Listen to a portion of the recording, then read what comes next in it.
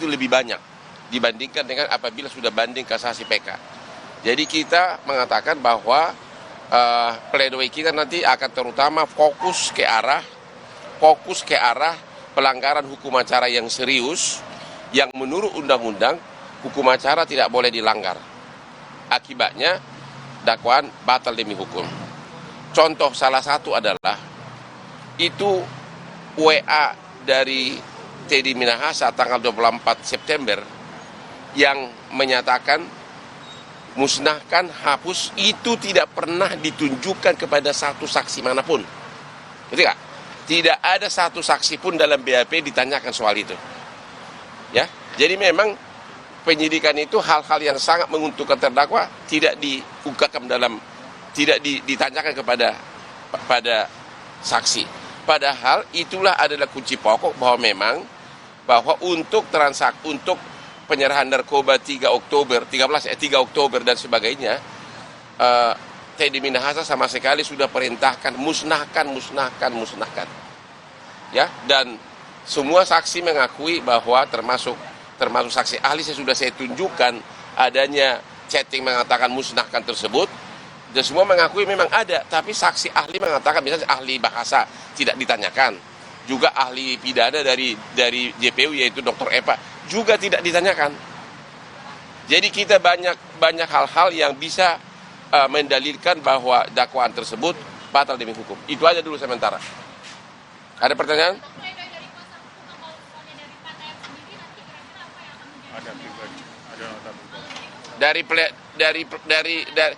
Dari TM ya nanti tunggu dari dia, tapi pada dasarnya nggak beda karena penyerahan narkoba tersebut tanggal 13 Oktober.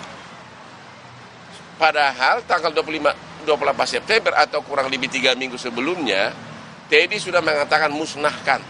Dan sejak 28 September sudah tidak ada chatting antara Teddy dengan Dodi dan sebagainya.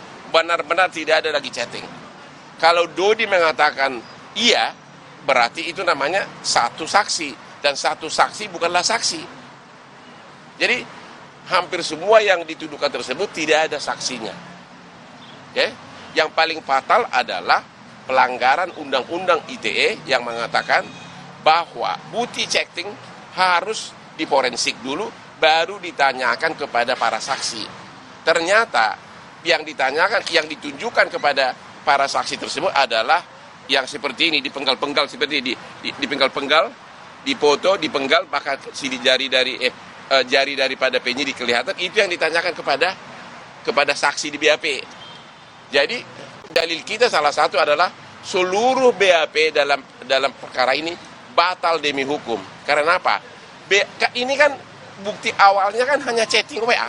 Nggak ada bukti apapun, hanya chatting WA. Tapi chatting WA tersebut di screenshot, dipenggal-penggal, ya itu yang ditanyakan sepenggal-sepenggal kepada saksi. Sedangkan konteks keseluruhan tidak ditunjukkan. Padahal pasal 5 dan pasal 6 Undang-Undang ITE mengatakan harus utuh, nggak boleh dipenggal-penggal.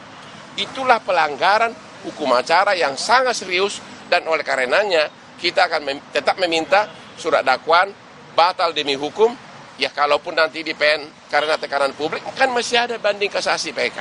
Sekali lagi, bahkan kita sudah dapat surat konfirmasi dari salah seorang ahli yang pejabat Kominfo.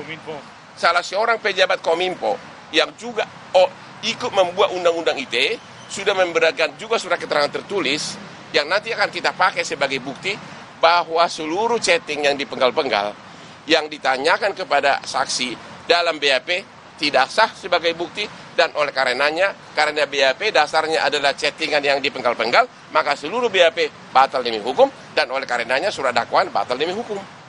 Itu pelanggaran hukum yang sangat serius. Ya. Selain bukti itu ada bukti apa lagi, Bang?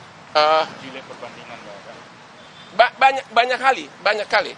Pertama ya, masa harus mulai lagi dari nol. Oke, satu. Tidak ada saksi yang mengatakan melihat sabu ditukar dengan tawas. Nggak ada saksi. Satu saksi bukan saksi. Itu hanya pengakuan dari si Arif. Nggak ada saksi.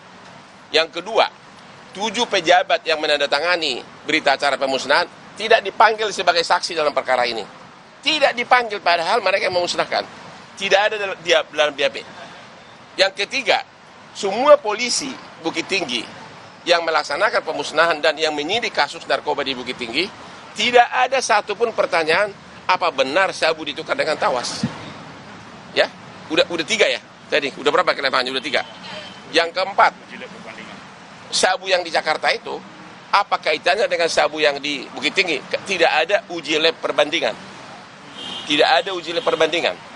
Ya, tadi Ibu Eva, saksi dari kejaksaan, waktu diperiksa sebagai saksi, Dr. Eva dari UI mengatakan adanya perintah dari Teddy tanggal 24 September musnahkan, berarti sudah tidak ada lagi pertemuan kesepakatan, sudah tidak ada lagi meeting of minds, dan oleh karenanya karena Teddy tidak dapat dipertanggungjawabkan secara pidana. Itu kata saksinya, saksi ahlinya jaksa.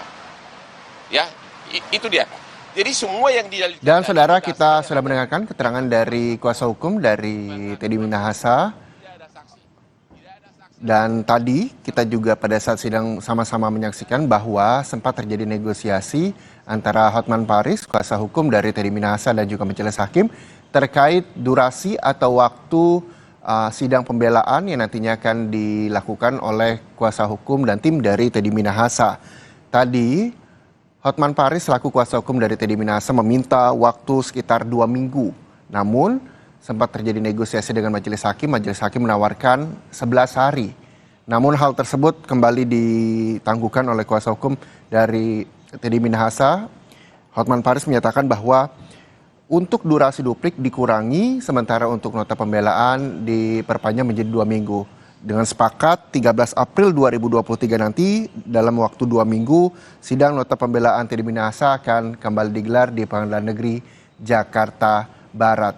Dan tuntutan terhadap Teddy Minahasa, jaksa penuntut umum menuntut Irjen Teddy Minahasa hukuman mati atas perbuatannya menikmati keuntungan dari hasil penjualan narkotika jenis sabu, dan terdakwa Irjen Teddy Minahasa juga merusak kepercayaan publik kepada institusi Polri.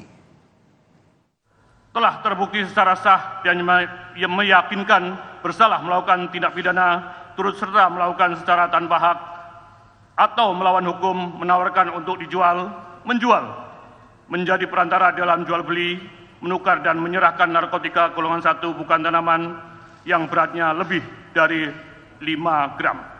Sebagaimana diatur dalam pasal 114 ayat 2 Undang-Undang Republik Indonesia nomor 35 tahun 2009 tentang narkotika Yunto 55 ayat 1 ke 1 KUP sesuai dakwaan pertama kami.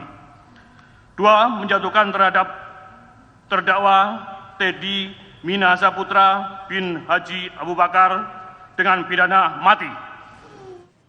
Demikian breaking news Kompas TV terkait dengan tuntutan terhadap Irjen Teddy Minahasa dengan kasus narkoba. Saya Muhammad Syahriza pamit undur diri, saudara.